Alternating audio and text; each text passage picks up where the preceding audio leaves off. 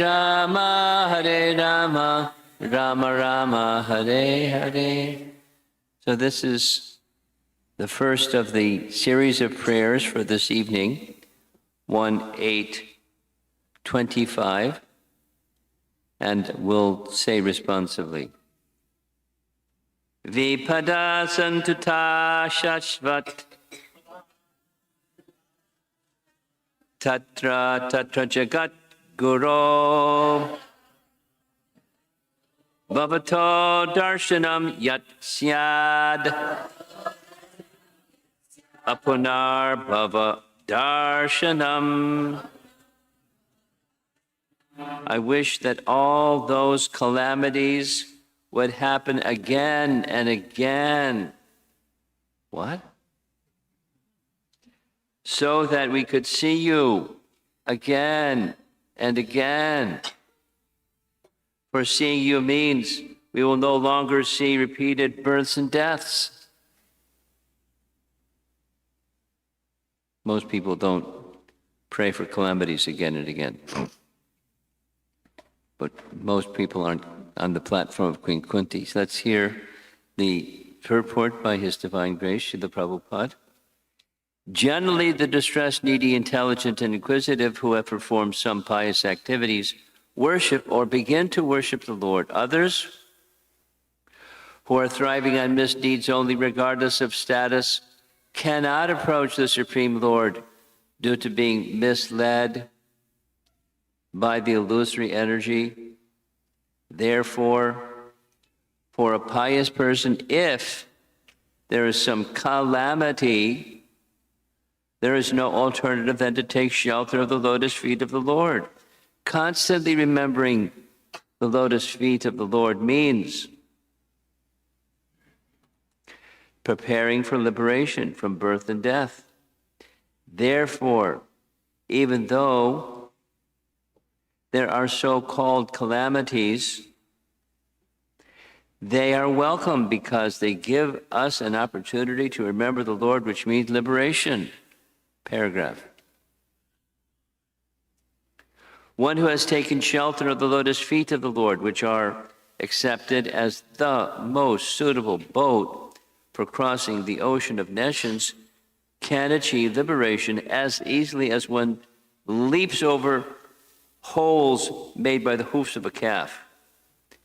Such persons are meant to reside in the abode of the Lord, and they have nothing to do with a place where there is danger in every step. Paragraph. This material world is certified by the Lord in Bhagavad Gita as a dangerous place, full of calamities. Less intelligent persons prepare plans to adjust to those calamities without knowing that the nature of the place is itself full of calamities. They have no information of the abode of the Lord, which is full of bliss and without trace of calamity. The duty of any sane person, therefore, is to be undisturbed by worldly calamities, which are sure to happen in all circumstances, suffering all sorts of unavoidable misfortunes. One should make progress in spiritual realization because that is the mission of human life. The spirit soul is transcendental to all material calamities. Therefore, the so-called calamities are false. A man may see a tiger swallowing him in a dream, and he may cry for this calamity. Actually, there's no tiger, and there's no suffering. It is simply a case of dreams. In the same way, all calamities of life are said to be dreams.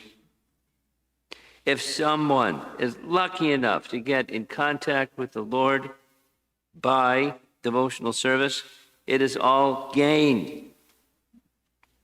Contact with the Lord by any one of the 9 devotional services is always a forward step on the path going back to Godhead. So she, Kunti,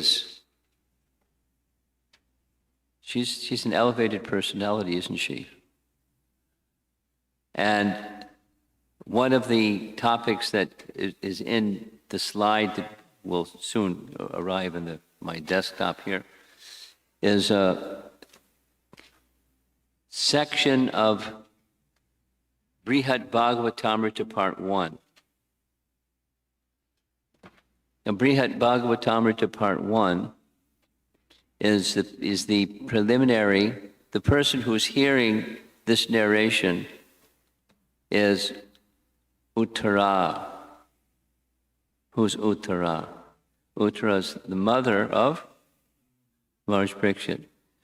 So after, the way that the Brihad Bhagavatamrita begins is after the 7 days have passed and Shukadeva Goswami has narrated the entire Srimad Bhagavatam, he's finished.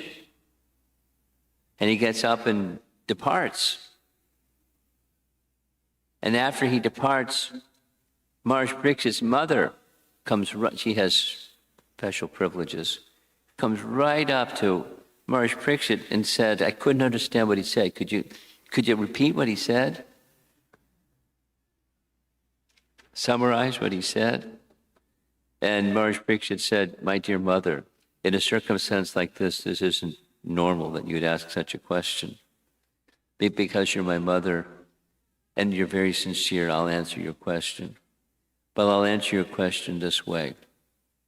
Part 1 and Part 2. Part 1 is a scene where Narada Muni is with a number of sages, and the sages are engaged in some yajna and bathing after the yajna in a sacred place, and they do it again and they do it again, and they're considering themselves so fortunate. So they start to ask themselves, discuss a topic, a kata. Who is the greatest recipient of the mercy of the Lord? And they're discussing, and they turn to Narada and say, could you accept the assignment of finding out who's the greatest recipient of the mercy of the Lord? And Narada says, sure. And then he goes from one great devotee to the next great devotee, to the next great devotee, to the next great devotee. And the previous devotee says, no, I'm not so fortunate. Let me tell you how I'm unfortunate. And they, with humility, they say why they're not fortunate. But if you want to know someone who's really fortunate, go to such and such devotee. They're so exalted. They're recipients of the mercy of the Supreme Lord like anything. And then they go to that, then Narada goes to that person. Now, all this is being narrated by Maharaj Parikshit to his mother.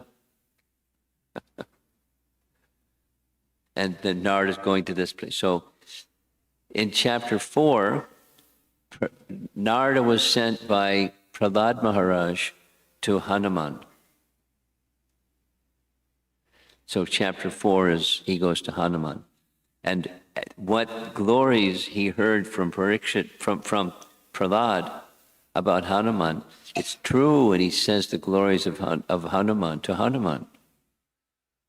And after hearing the glories, Hanuman says, no. I'm not, here's my shortcomings, this and that and the other and the other and the other. But if you want to know someone who is really the greatest recipients of the Lord's mercy, the Pandavas and Queen Kunti. Go to Hastinapur and you'll see. And the description is Narada has this capacity that he doesn't have to travel from one place, point A to point B. He just desires and he's there. So he's there. And so the beginning of chapter 5, part 1, that's where we're going. And we're going to hear about the Pandavas, the glories of the Pandavas and Queen Kunti. Because she's saying, let the calamities happen again and again, because by the calamities happening again and again, we see you, and by seeing you, we become delivered from the material existence. So he's reached Hastinapur, and when he reaches Hastinapur, Yudhishthira, as the elder brother, is very enlivened. Narada Muni's visiting Hastinapur. So he gathers paraphernalia for worshiping Narada Muni. But what Narada Muni does is he stops him from worshiping Narada Muni and takes the paraphernalia and instead worships Yudhishthira, the Pandavas, and all the members of the royal family. He worships them.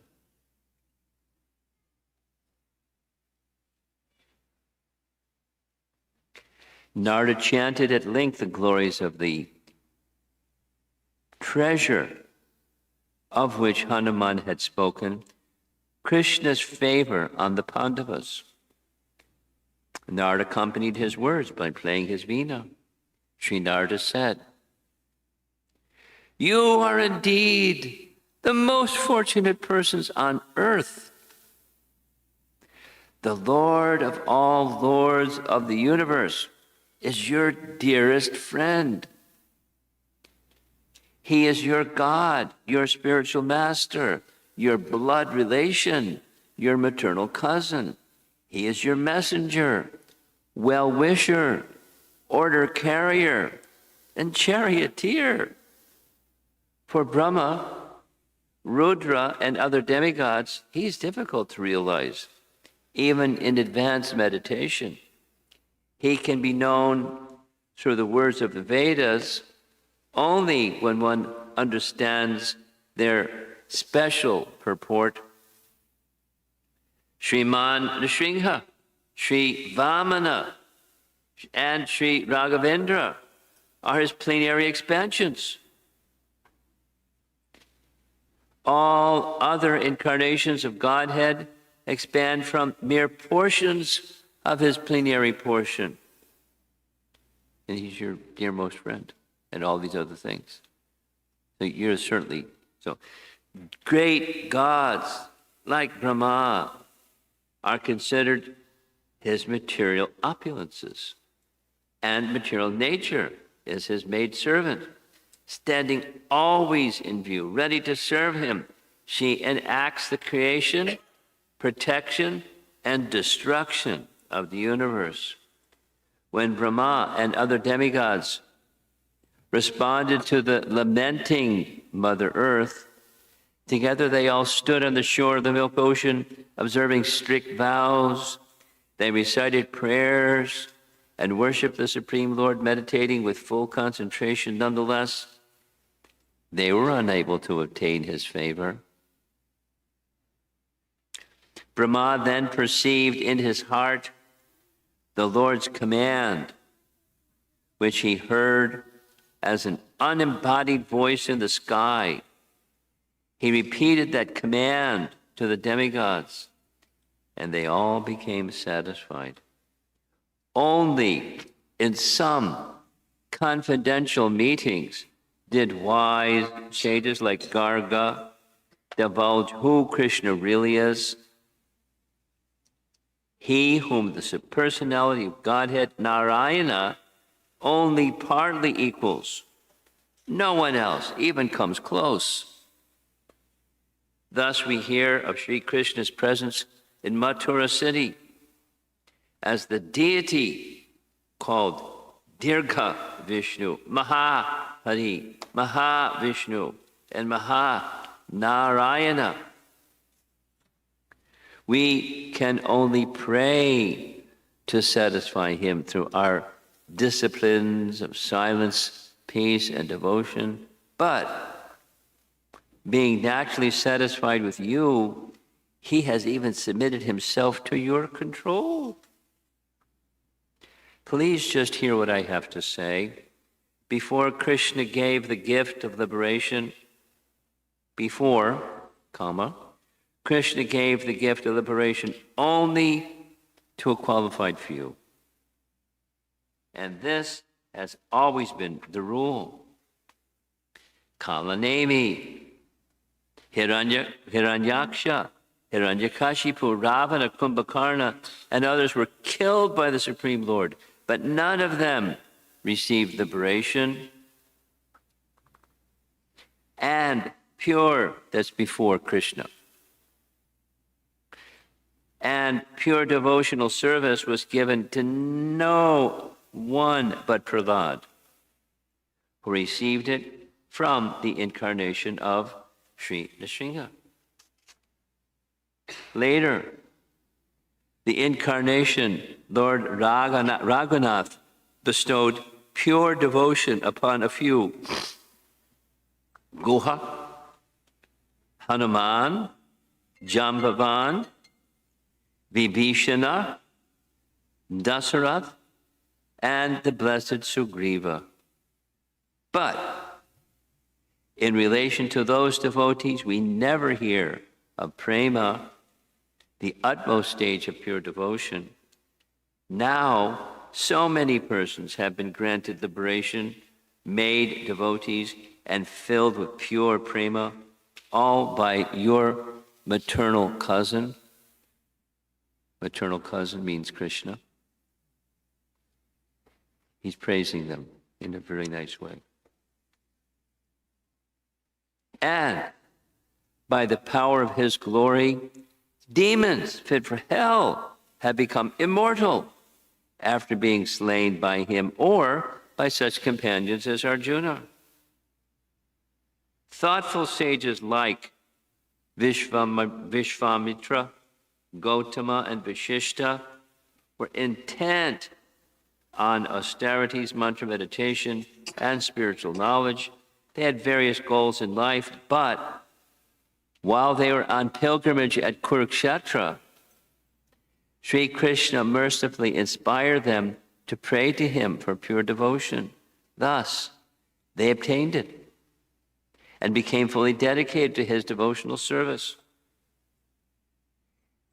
Even immobile creatures in species covered by the modes of ignorance, trees, creepers, and so on, have been raised to the consciousness of pure goodness. Now those trees and creepers are raining down a nectar sap of Krishna prema. Oh, Krishna's brothers, like cousins. How can the infinite wonders of his bodily beauty, his effulgence, and his charm be properly described?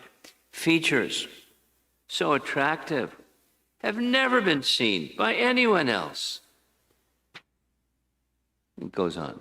It's a whole chapter of the glories of the Pandavas because of the glories of Krishna. So either way you look at it, or either way it's approached, the glories of the devotees are examples of the glory of the person who they're attached to. And the glory of the person who they're attached to tells us about the glories of the person. Now let's go back to Queen Kunti's prayers, number 25. Verse number 25.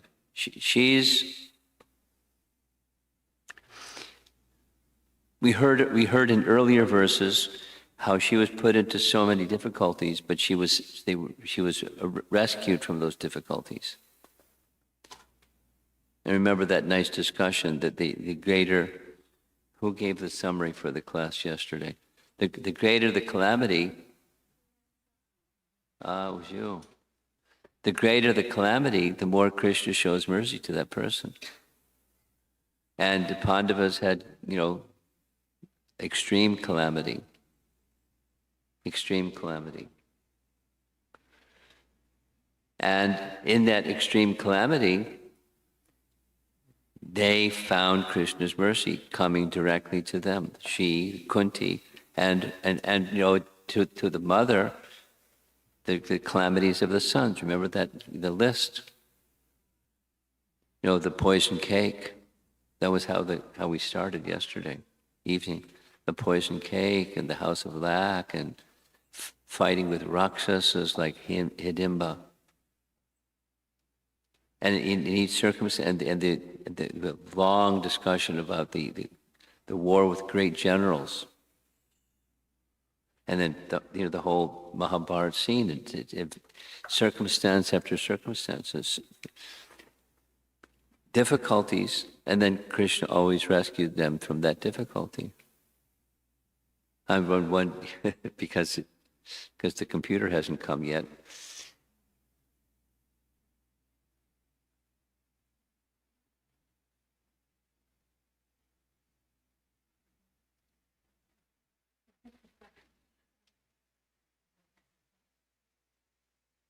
Okay.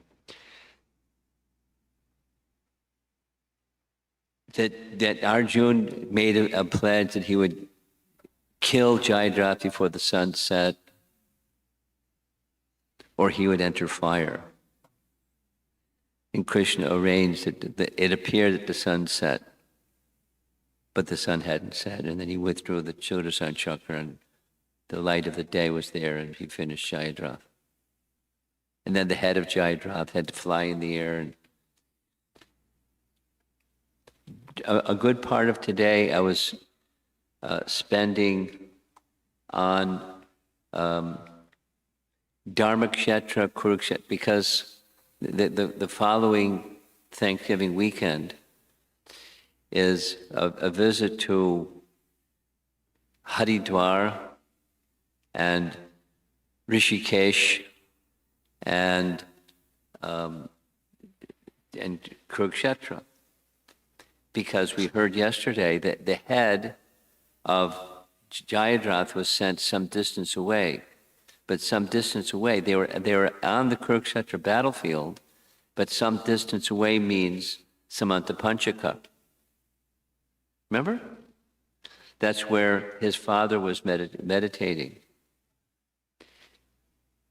And it's said about Kurukshetra that it's such a place,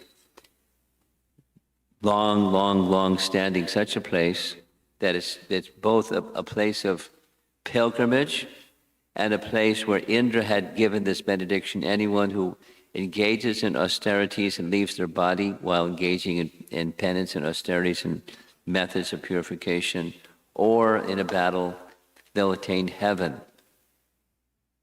So Jayadratha's father, was doing austerities at Samantapanchaka.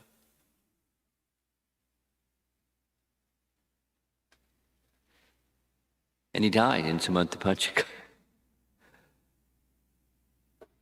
with the head of his son falling in his lap, because his son had this benediction from Lord Shiva. So it's all these narrations are very intricate. And it's fun in one sense or amazing to put the puzzle pieces together and come up with Mahabharata. Very complex puzzle in little pieces. But the thread that goes through all of them is exactly what this verse number 25 is saying: calamity after calamity. And by that calamity after calamity, sure enough, Krishna's there. And when Krishna's there, no more, in her verse, no more birth and death. The platform of transcendental life is attained. Now maybe they can't find the computer. I don't know what's going on. So I think I'm just going to go on to the next verse. So those of you that have your little handheld device, we're going to go to verse number 26.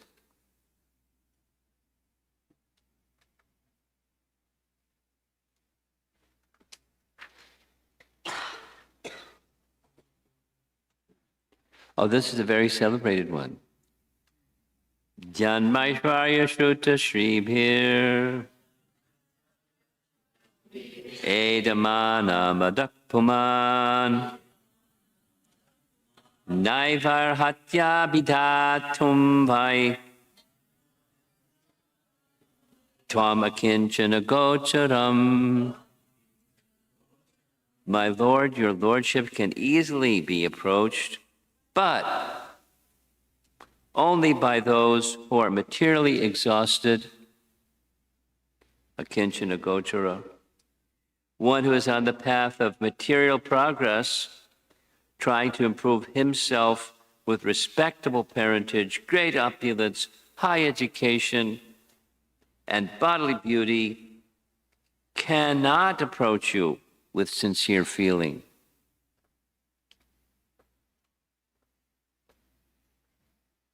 Again, it's a little counterintuitive because, nothing wrong with those things. But aspiring for those things separate from the Supreme, that's a problem. It's a problem because the tendency is to develop affinity for the temporary and not for the eternal. And when there's affinity for the temporary and not for the eternal, then you get the temporary, and that's the tendency is pride in the temporary. I'm wealthy, I'm beautiful, I'm vastly learned, and this and that, and the personality of Godhead disappears. Shelter in the Supreme disappears because of the affinity for the temporary. So it's not that it's like Yudhishthira. He was opulent like anything. He's surpassing the opulence of heaven, Yudhishthira. Or Ambarish, or great devotees. So being a mendicant is not a prerequisite. One may have opulence, provided one knows how to use that opulence.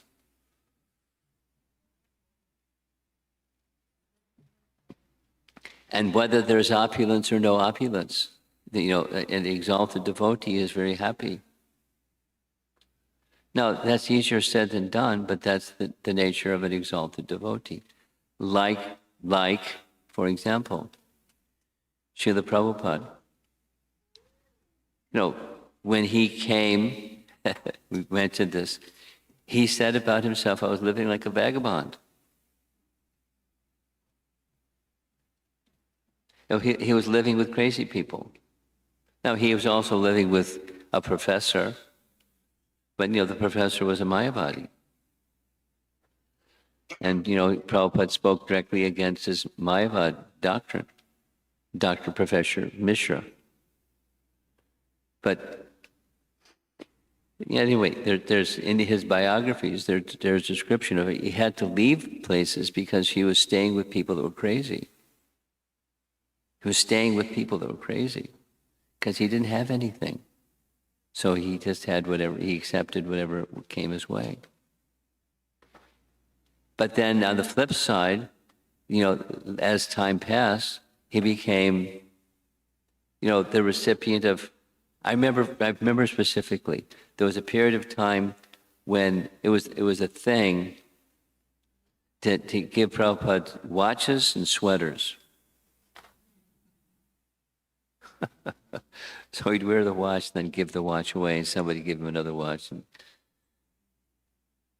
then people have, in their home, they have, this is a watch that Prabhupada wore. And he wore it for a day. Or one time, two little stories. One time when a reporter said, Swamiji, I heard that sadhus are supposed to not travel in conveyances, they're supposed to walk. But I saw you got off an airplane. Swamiji, can you explain? And Prabhupada's immediate answer, you're going so swiftly to hell, I could never catch you by bullock cart.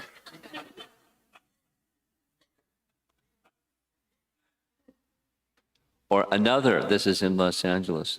Swamiji, I saw when they picked you up at the airport, they had this big limousine. And I thought, you don't accept opulence, you live a life of simplicity. You like slap in the face kind of question.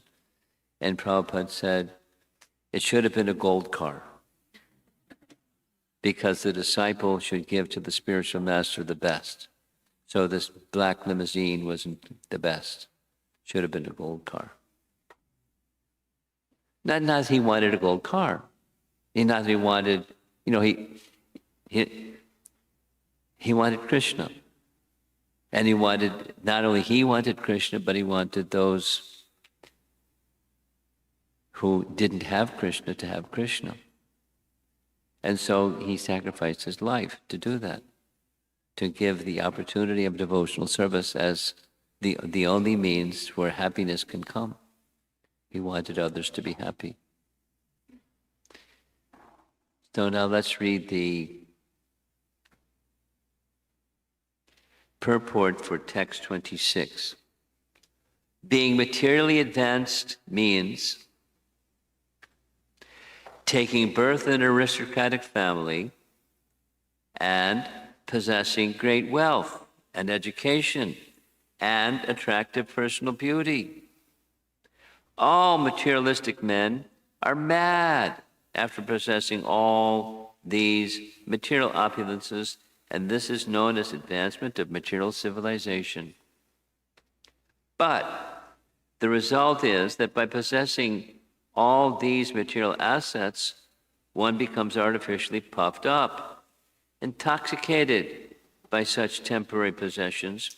Consequently, such materially puffed up persons are incapable of uttering the holy name of the Lord by addressing him feelingly, as Draupadi did.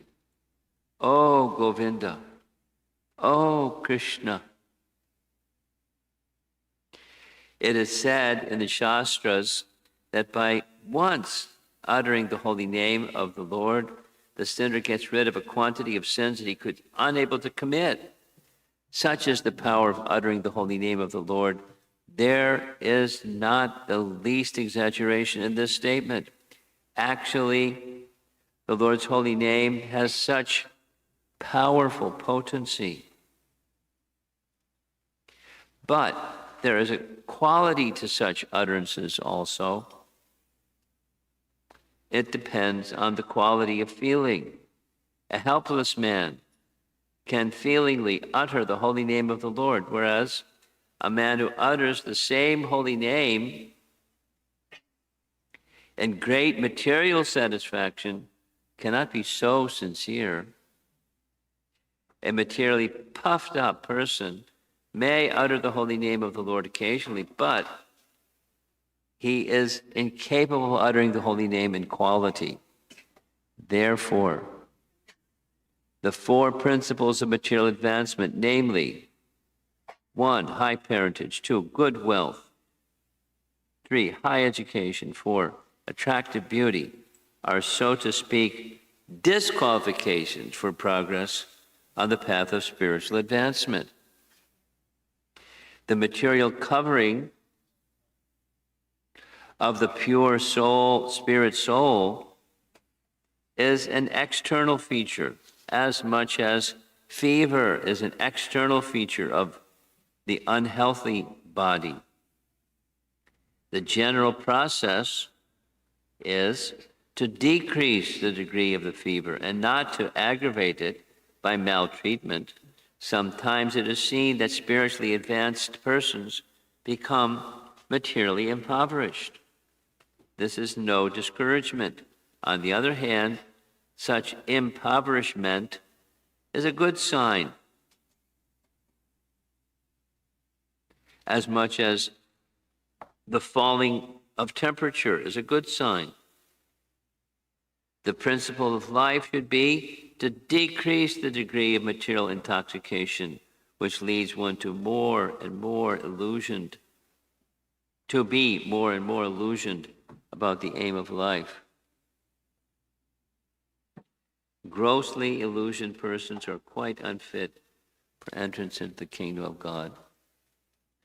Now, this is the Bhaktivedanta purport to these exalted verses. And what we've been doing is going through significantly or substantially, going through the commentary of Vishwanath Chakravarti Thakur, who is, I find, is very helpful in understanding transcendence and the sweetness of her message and the essence and thrust or the force of her message. So let's go back and just contemplate the circumstance. Just like this, the calamities happen again and again. She was in the midst of having a calamity where her sons, headed by Yudhisthira, were mistreated badly, again and again and again. And now the mistreatment dilemma was over, and Krishna is leaving. Yudhisthira has now become this Rajasuya has performed, etc., etc.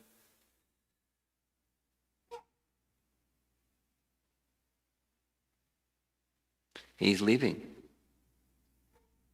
She doesn't want him to leave. Bring more calamities. Don't leave. Because when there's calamities, you come. So that's the circumstance. But she, so she's revealing her heart, but also truths about Krishna Tattva, the very nature of devotion to the Supreme. And she knows it. So back to what Narada has said, that this same personality, Krishna, is this and that and the other thing and the other thing and the other thing, and yet he has subordinated himself to them, become their messenger, become the chariot driver, and subservient to them in so many ways. And even the most exalted persons can hardly get a glimpse of him.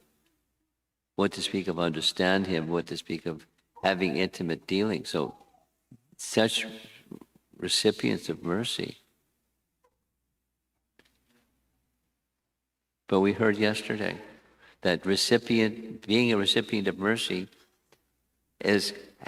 may happen to someone who's in a great difficulty, and not just have a difficulty, lots of people are in difficulty, but have real shelter.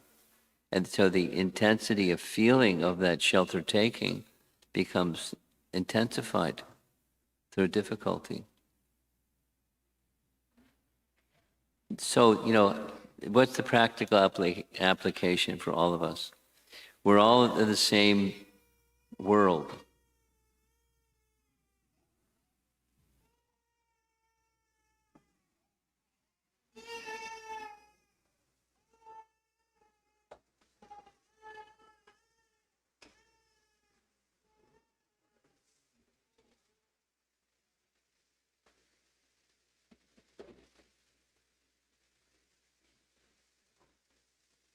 Your householders, you're used to that sound.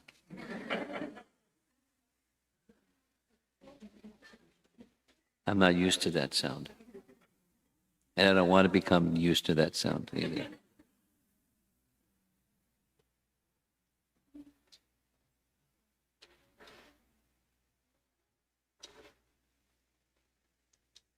Okay, we'll go to the next verse. 27. Nice verse, another nice verse. Namo kinchana vittaya nivrita guna vrittaye atma ramaya shantaya kaivalya pataye namaha.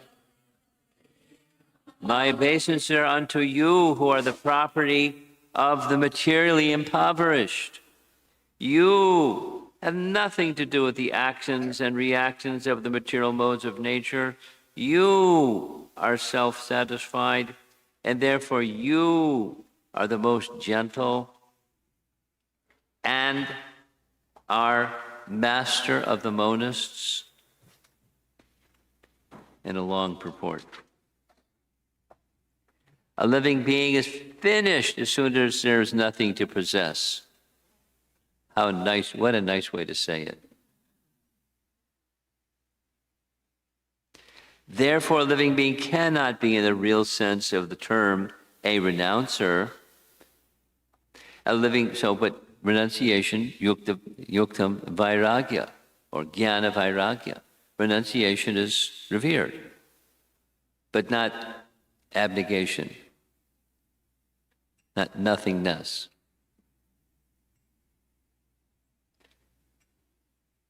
A living being renounces something for gaining something more valuable. A student sacrifices his childish proclivities to gain better education. A servant gives up his job for a better job. Similarly, a devotee renounces the material world not for nothing, but for something tangible in spiritual value.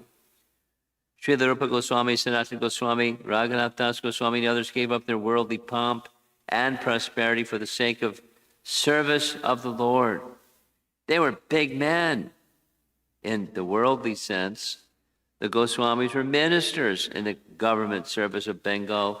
Sri Raghunath Das Goswami was the son of a big zamindar of his time, but they left everything to gain something superior to what they previously possessed. The devotees are generally without material prosperity, but they have a very secret treasure house in the lotus feet of the Lord. There is a nice story about Sanatana Goswami. He had a touchstone. You know the touchstone story. You know the touchstone story? Kinda? Yeah. Should I ask you to narrate it? Okay. But you'll listen, so then you can narrate it.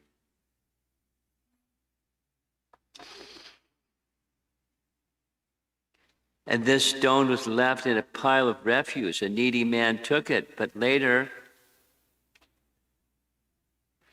on wondered why the valuable stone was kept in such a neglected place.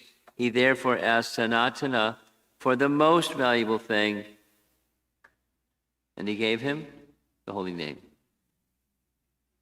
But he gave him the holy name on a condition. That touchstone, throw it in the Jamuna. He looked at the touchstone, looked at Sanatan, looked at the touchstone, looked at Sanatan, shrugged his shoulders, tossed the touchstone into the... Because he had gone home, the details, he had gone home and he had an iron pot, a drinking pot. And so he touched the touchstone to the iron pot, it became gold. And then he went around the house and touching other metal objects and gold and gold and gold. And wow, my impoverishment is now over.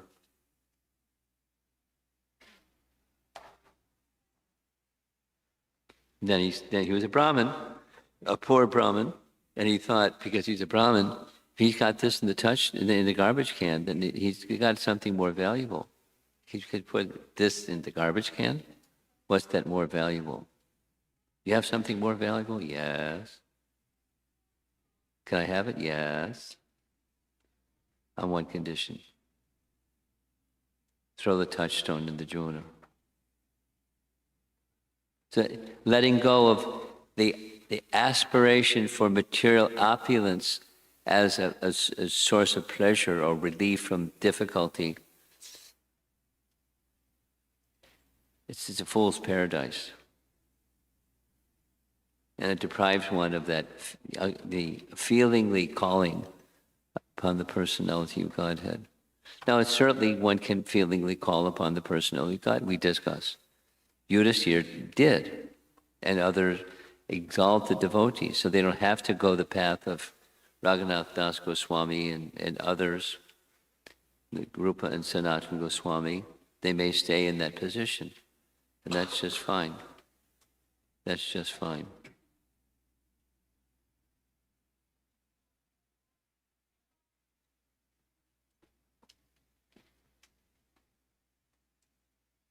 A factual devotee or Mahatma does not give anything material to anyone because he has already left all material assets. He can, however, deliver the supreme asset, namely the personality of Godhead, because he is the only property of a factual devotee. The touchstone of Sanatana, which was thrown in the rubbish, was not the property of the Goswami. Otherwise, it would not have been kept in such a place. This specific example is given for the neophyte devotees just to convince them that material hankering and spiritual advancement go ill together. Unless one is able to see everything as spiritual in relation with the Supreme Lord, one must always distinguish between spirit and matter. Da-da-da-da. Class is over now. Okay. And I can show you some pictures.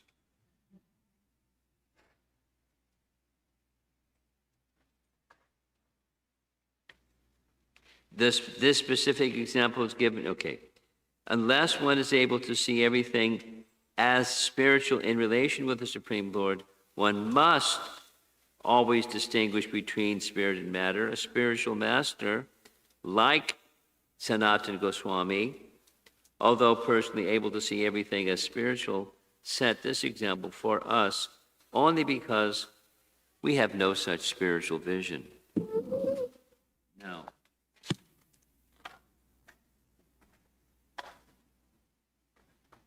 is there, I'll show you some pictures and then we're going to end.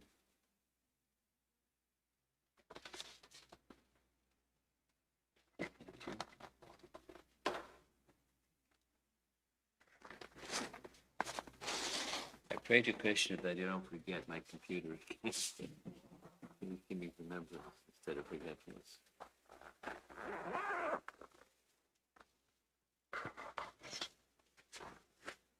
Where do you see that the Kaivalya Pataye person? It's really a nice image.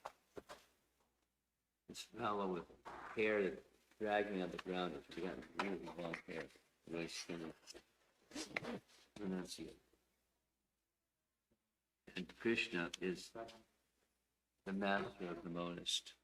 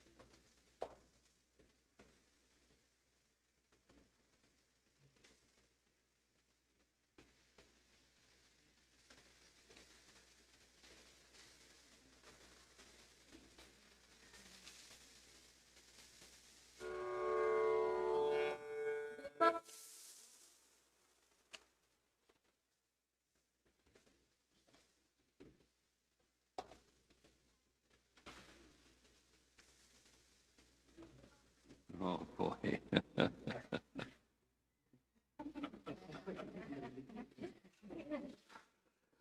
Oh, it's a nightmare. Yeah, go right ahead.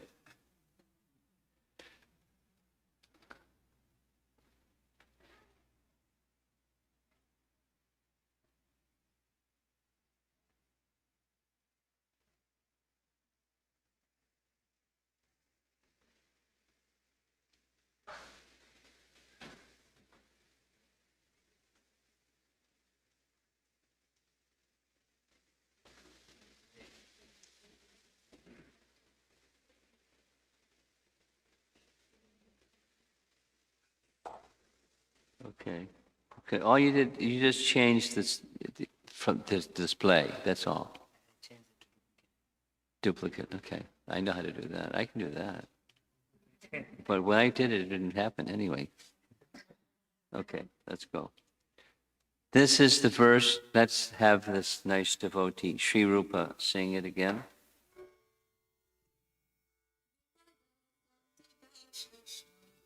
Microphone.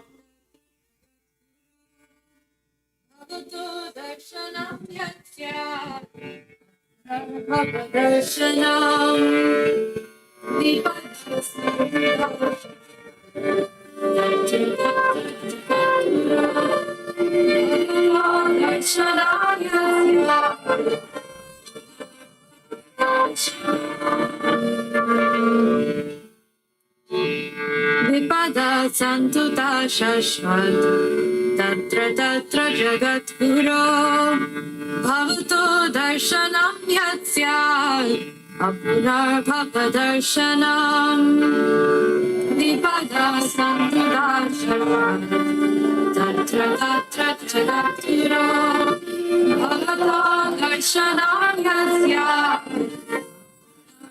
bhavadarshanam. So there's the devotee drowning in the ocean being saved by Lord Vishnu and Garuda.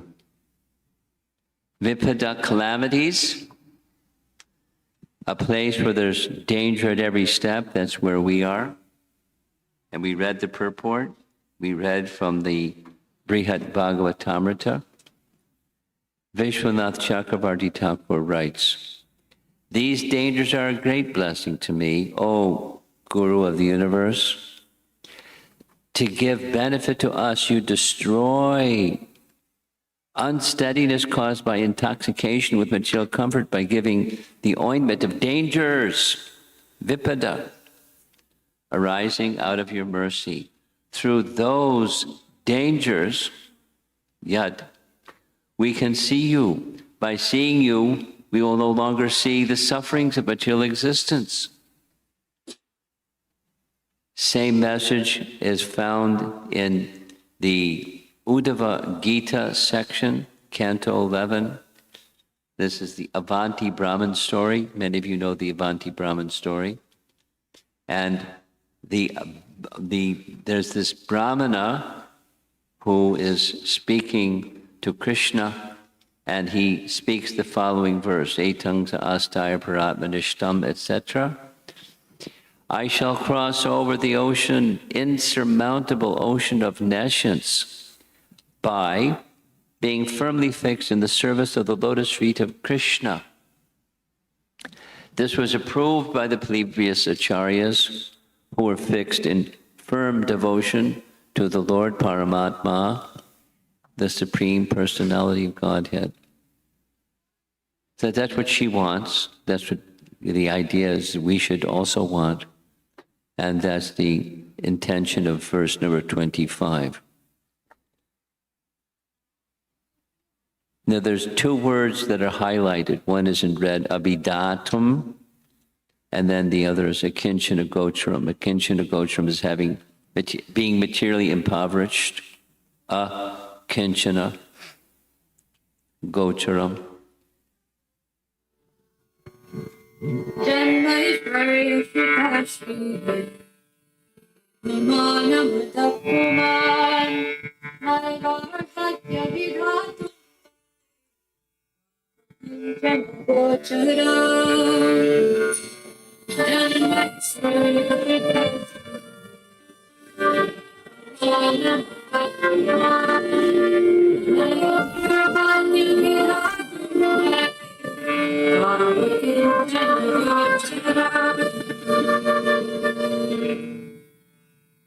Janmaishvarya Shuta Shri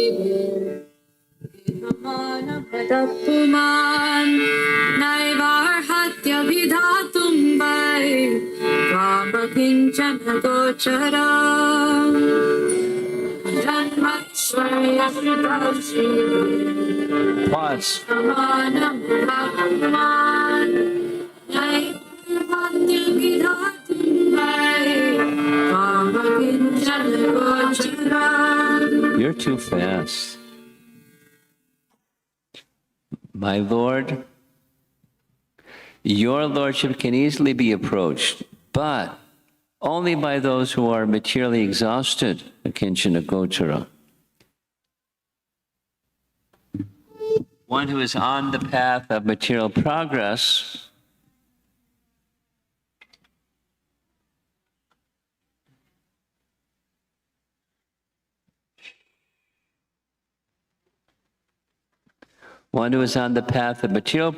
trying to improve himself with respectable parentage, great opulence, high education, and bodily beauty, cannot approach you with sincere feeling.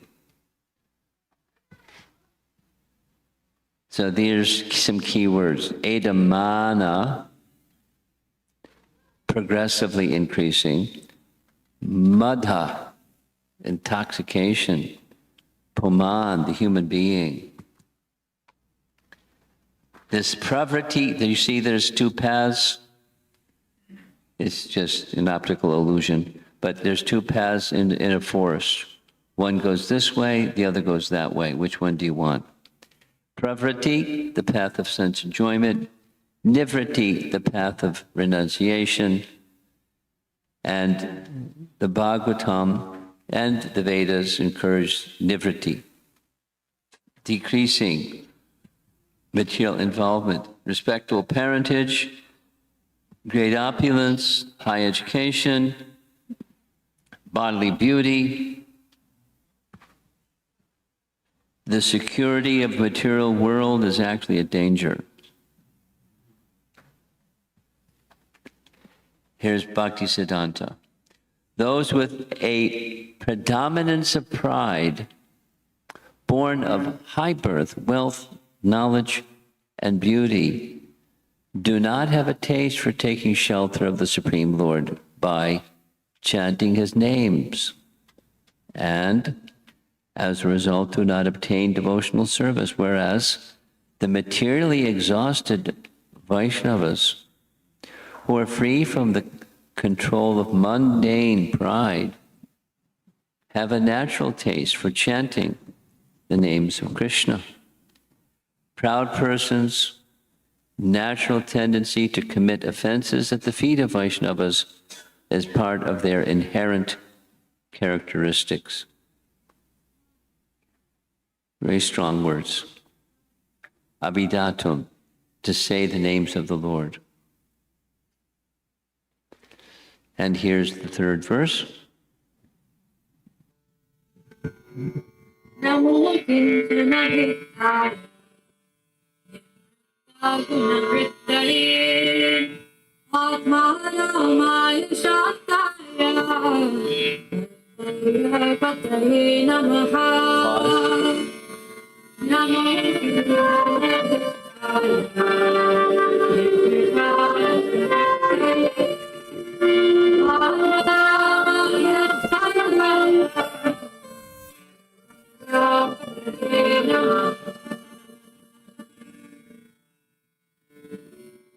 Namo Kinchana Vittaya Nivritta Gunavrittaye Atma Ramaya Shantaya Kaivalya Pataye Namaha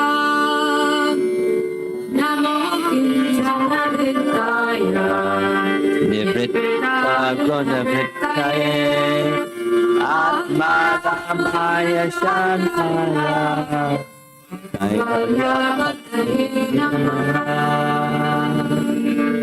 My obeisances are unto you, who are the property of the materially impoverished. You have nothing to do with the actions and reactions of the material modes of nature. You are self-satisfied, and therefore you are the most gentle and the master of the monists. There's the Kaivalya fellow. He's a monist. A living being is finished as soon as there is nothing to possess. That's how the purport began, remember? Therefore, a living being cannot be, in the real sense of the term, a renouncer. That fellow looked pretty renounced. But, renouncing what? When Maharaj Yudhisthira was ruling his kingdom with the help of Lord Krishna and Arjuna, the opulences of his kingdom surpassed all imaginations of the opulences of the kingdom of heaven. From 3rd Canto Bhagavatam. Maharaj Ambarish achieved inexhaustible, unlimited opulence and prosperity on earth. So he was not poor, but what he had, he knew how to use it. So anarthas are things not wanted. By diverting attention to so many unwanted things, human energy is spoiled. Without achievement of spiritual realization, the prime necessity of human life. So go for the human necessity of life. The material disease is due to hankering after and lording it over material nature. This hankering is due to an interaction of the three modes of nature. And neither the Lord nor the devotees have attachment for such false enjoyment. You know that this illustration, the three modes of nature are pulling the strings. Down below there's the fellow that's the laborer, and the next to him is the fellow who thinks that he's the supervisor of laborers. But they're both controlled. And they're controlled by the three modes of nature, and Krishna is in charge of what's down there below and in between. We're all controlled. And false enjoyment keeps one away from spiritual happiness. Vishwanath Chakravarti Thakur, commentary. I offer my respects to he whose treasure is unalloyed devotees, who is devoid of material interest, who is disinterested in those who are not devotees, who forgives his devotees, and who helps the devotee desiring liberation. So notice that the he is with a capital H. She's offering her obeisances to Krishna. Those who do not have, you recognize Bilvamangala Thakur? Those who do not have anything materially speaking, akinchana, but possess only you, who have a body of complete knowledge and bliss, are alone your unalloyed devotees. They are the abodes of prema. This is Vishwanath's language for sure. And they're thus like treasures who should be hidden from everyone. I offer respects to you who possess these treasures of the akinchana. But akinchanas are poor. That's true. The devotees of the Lord do not have the wealth arising from the gunas of Maya, nivritta. They have the Lord, who is devoid of all material enjoyment, nivritta guna vrittaye. The Lord's attachments to the akinchana bhaktas was described. Now, his detachment from others is shown, atmaramaya. If the devotee makes offense to the Lord does not become angry. He remains peaceful, shantaya, showing mercy to his devotee. He also assists those devotees interested in liberation. Kaivalya pataye. Vishwanath said such a sweet commentator. Now there's one more verse, and then we'll end.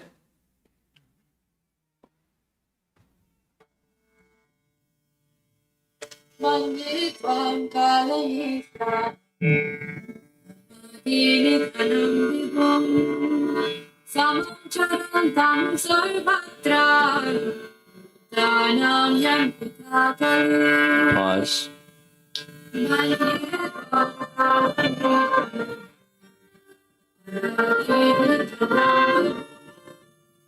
Samcharantam sarvatra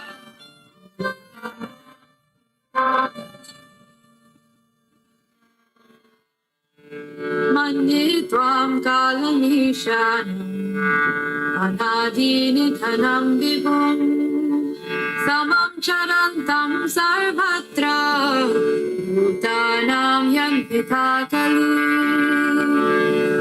Manditvam kalanishanam Anadinithanam vibhum Samam charantam sarvatra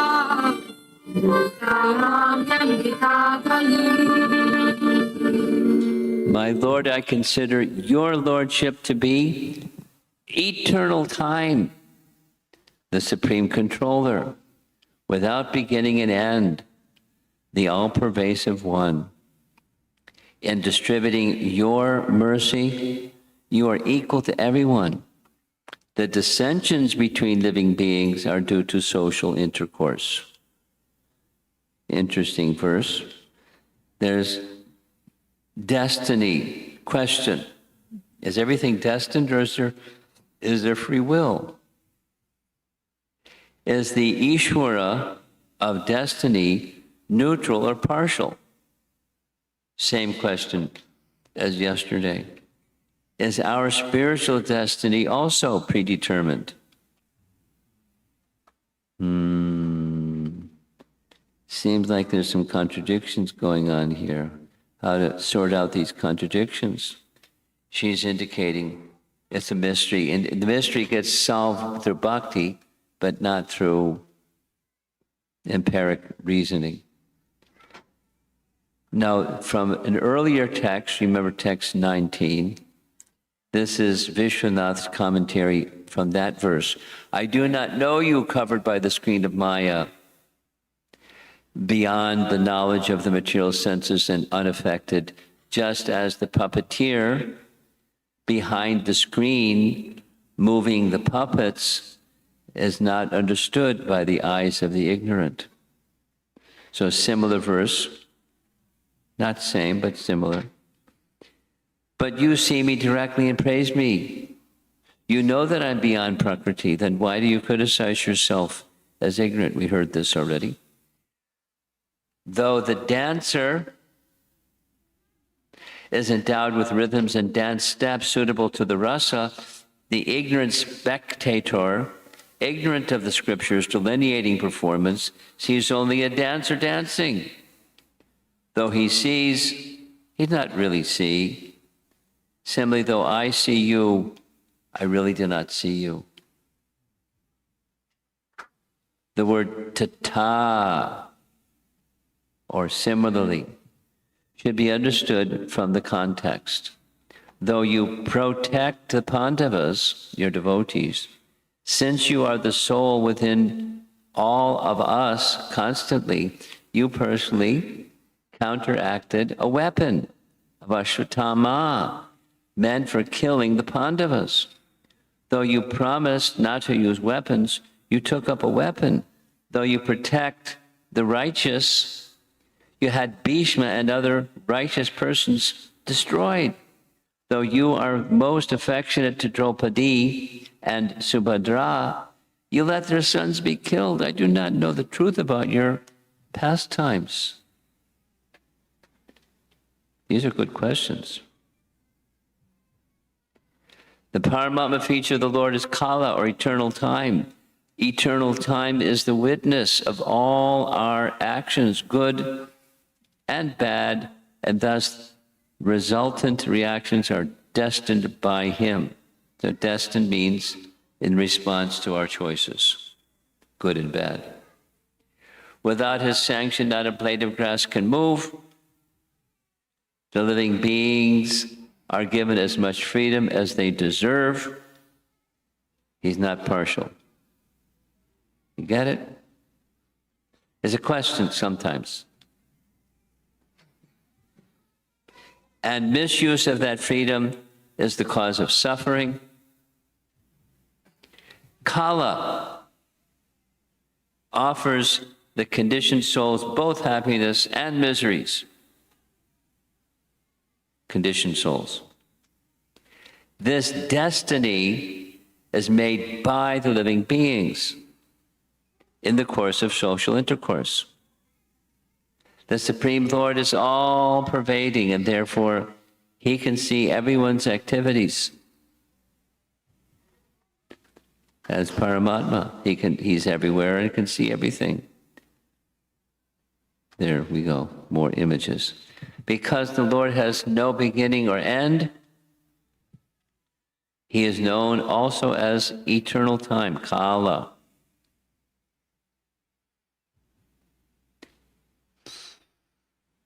I consider you to be destroyer of the offenders, the controller without beginning or end, the most powerful, equal to all, moving everywhere in all living beings, and the abode of conflicting qualities. Commentary. This is Vishwanath again. This verse describes the Lord's destruction, or kala, of those who offend his devotees. You are not unjust, or samam, because you show attachment to the devotee, indifference to matter, assistance to some, and destruction to others. Yet, mita kalihi means in whom there is conflict, because the Lord gives suffering and bliss, is equal and prejudiced, is unmerciful and merciful. Apparently. In him, all apparently contradictory opposites are resolved. It's important. It's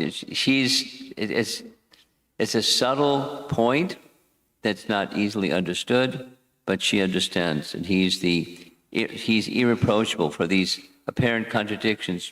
Persons may want to fault, but that's their problem.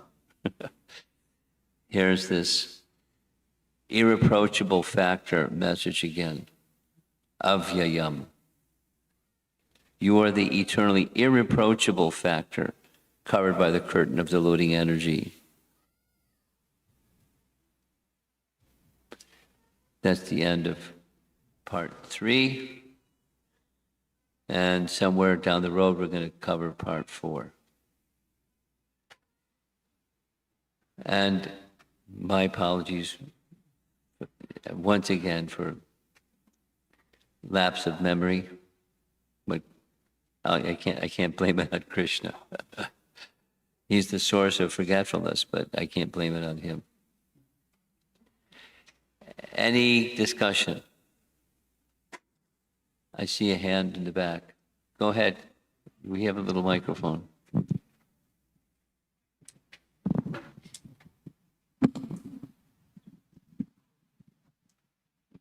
Hare Krishna Maharaj.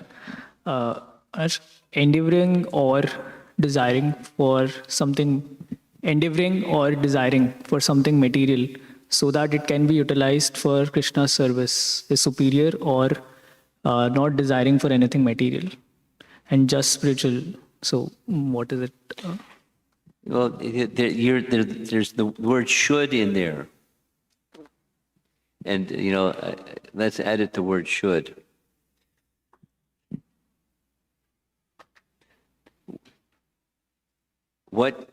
That which you can maintain affection and attention to Krishna. That's where the should goes.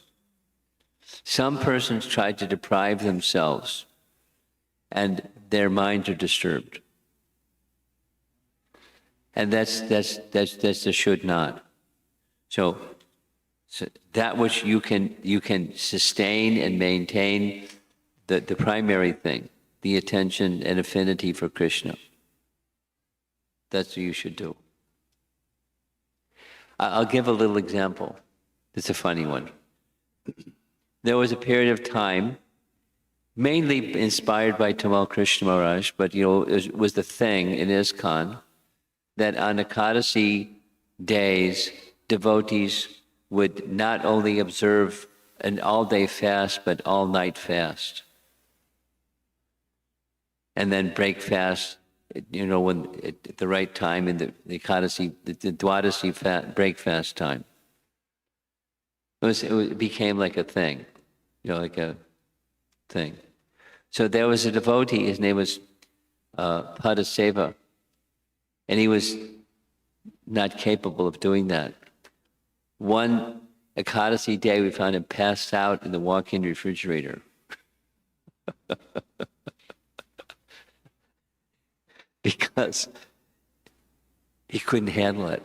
So he walked in the refrigerator, and the door closed on him, and he just stuffed his face, and he fell on the floor, passed out. It was artificial. So we should do that which we should, the should word, that which we can sustain. And then ideally, in the course of time, try to leverage things to that which is on the unmixed side. It becomes a little less, and the unmixed becomes more on the spiritual side, devotional practice side, etc. And then the necessity side just diminishes.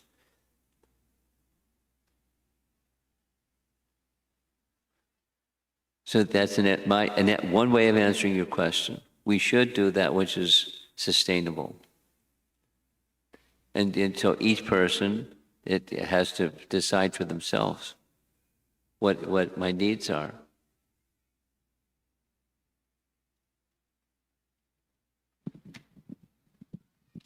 Hare Krishna Maharaj.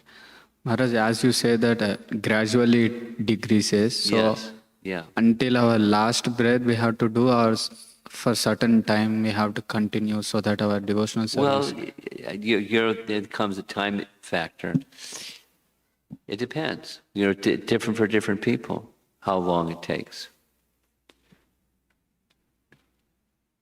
Yes, Maharaj. The main factor is sustaining the focus on the goal and the Krishna connection element, the bhakti connection, that which will maximize that. Whatever it is. How much do I eat, or how many apparel items do I need, and what do I need? What do I need so I can be peaceful and progress? And if there's more than what I need, then you can give it away to someone that doesn't have. Well, that's an option. It's not like anyway. So to consider what your needs are and try to live according to what your needs are, and leverage it. So how long does it take to get to what's you become full shelter in Krishna? And whether it's become Raghunath Das Goswami or you become Ambarish Maharaj, different natures for different people. So to match your nature, and how long it takes is how long it takes. That's how long it takes. Keep moving. Make steps in the direction of. Thank you, Maharaj.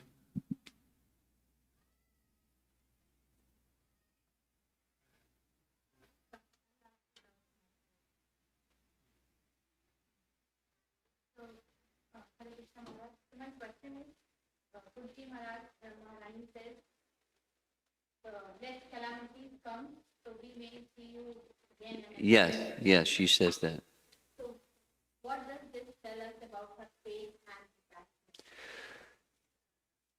she has a particular relationship. So her relationship is not our relationship, but her relationship has this experience.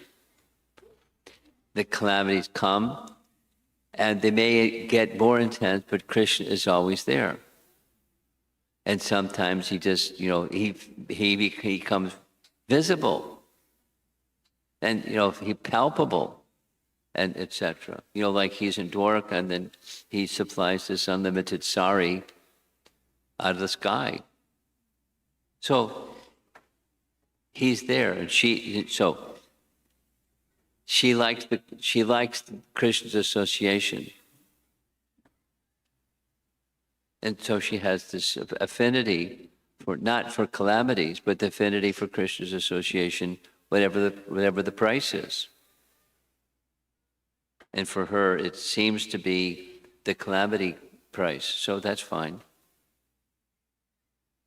It's just the association with Krishna, that's the hankering. Yeah, I want to add one other little thing.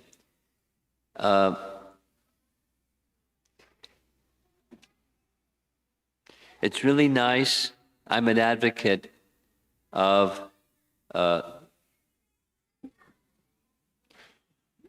our present generation devotees becoming familiar with the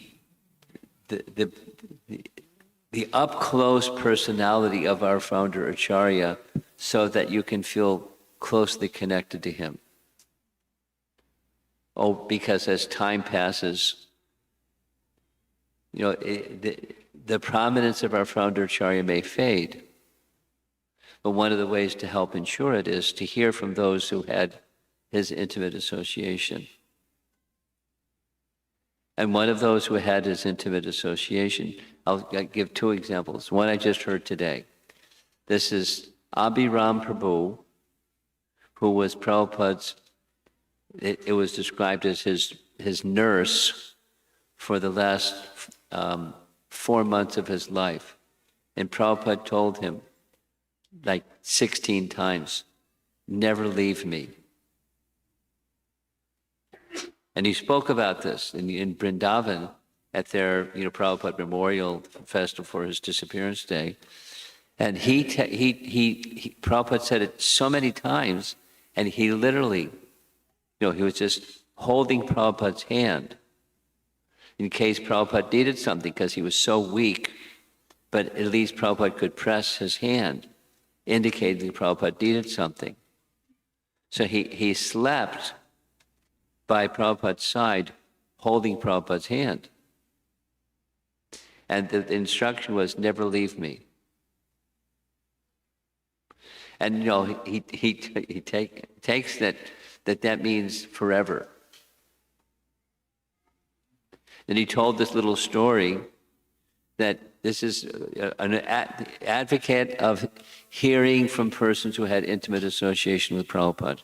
So Prabhupada's in his room in Vrindavan, emaciated. He hasn't had anything except charnamrita.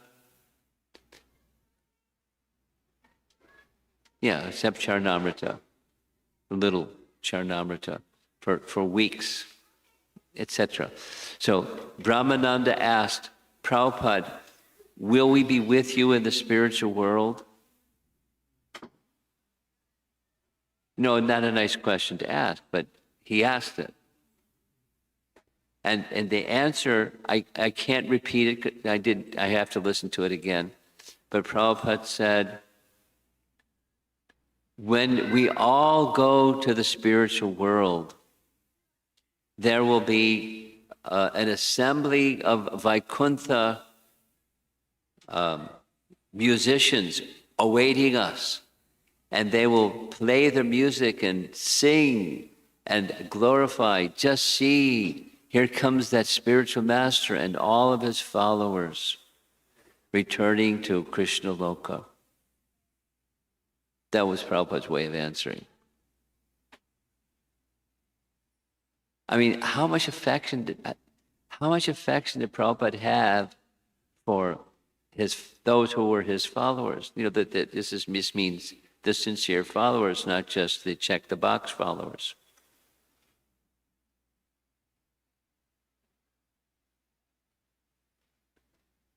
And then there's another little story that I like a lot. It's not specifically Prabhupada said, but through Prabhupada's association, he kindled in the natural spirituality of George Harrison, who kind of had gone over here and gone over there, and Maharishi and Ravi Shankar, and a little of this, a little of that, kind of, mixed bag. But he became very devoted to Prabhupada.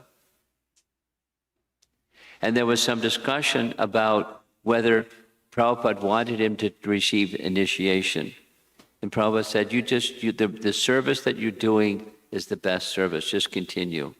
He didn't say, no, I won't initiate you, but he didn't want that to be a deterrent from the effectiveness he could have as a musician, giving Krishna's message to the world in his own creative way. And in his heart, he said it to those intimate devotees that he associated with, I just want to see Krishna. That was like it. I want to see Krishna.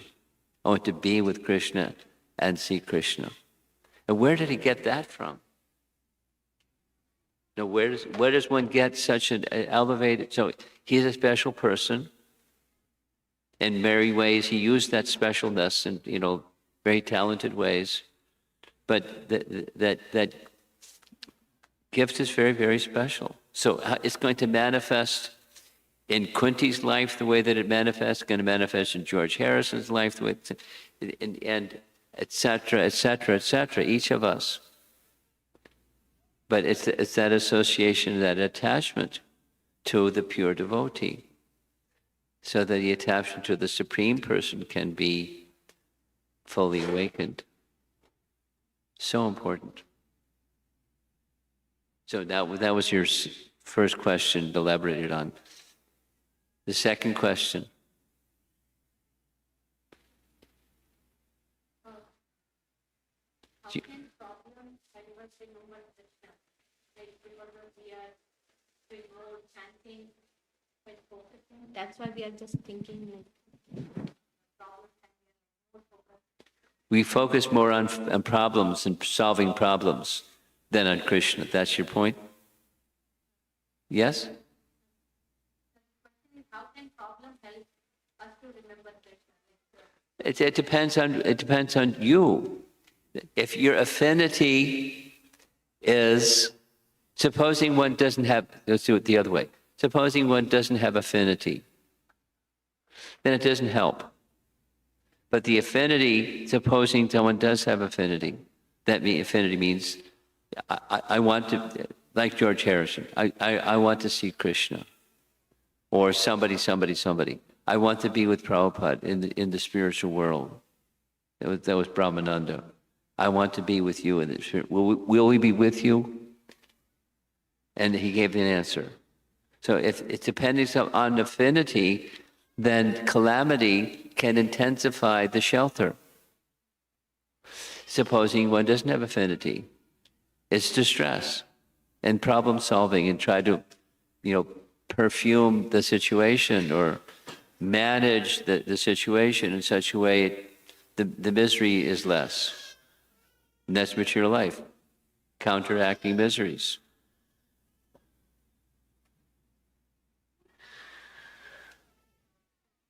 There's that lovely sound again.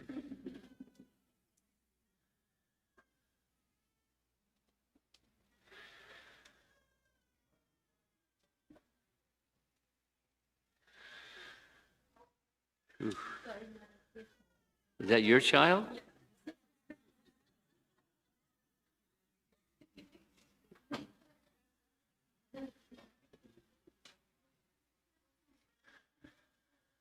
That's one thing I've learned.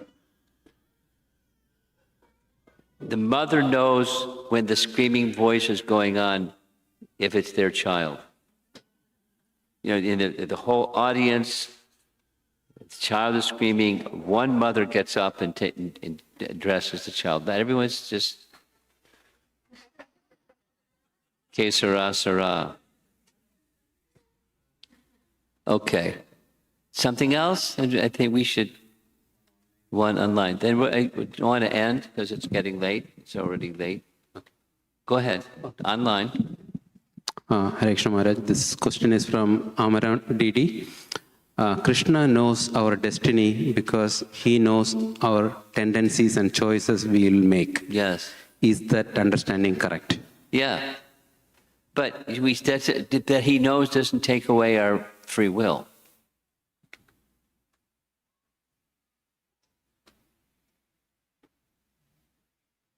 Thank you.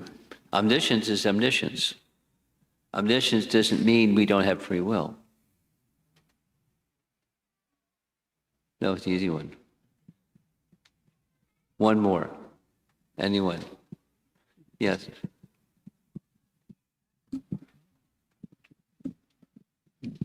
Maharaj, when we listen to the mood or prayers of exalted devotees like Kunti Maharani, in our lives also, in our devotional practices, instantaneously we feel affinity towards such mood that, okay, we must have calamities or something so that we can go near to Krishna. I mean, You're speaking really fast, and when you were speaking slower, I could follow everything. oh, yes. So just go over the fast part a little slower. So Maharaj, when we listen to the mood or prayers of exalted devotees like okay. Kunti Maharani or some Goswamis, instantaneously we have an affinity to such moods that, or we feel we must have such mood, like we must have some calamities so that we can be more devotional.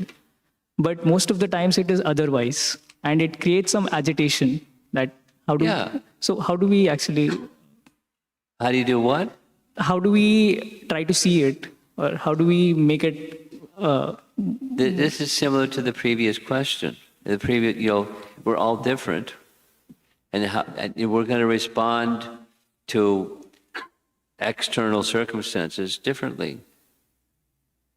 Just like the child crying. My response is a little different than somebody else. What to do? So, etc. So, how one responds is dependent upon the personality type and the circumstance. And some things are weigh more heavily than other things. Some may be a verbal, some may be a temperature, some may be, something, poverty, some it's different.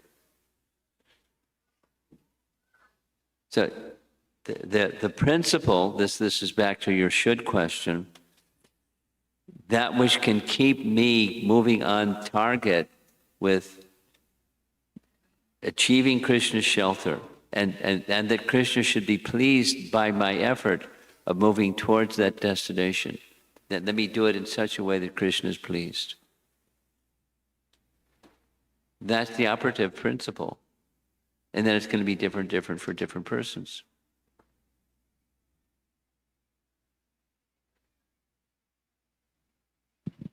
Thank you, Maharaj. Okay. Srila Prabhupada ki